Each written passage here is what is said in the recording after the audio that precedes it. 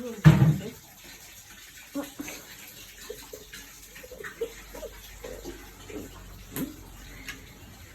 banana are right. Ayan, hinog na siya, diba? So, shout out sa ating mga subscribers dyan. Thank you so much for subscribing on my channel.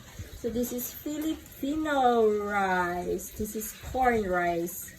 So, yan yun. Corn rice siya. Yan yung ating kakainin. Ayan. Tapos, tubig.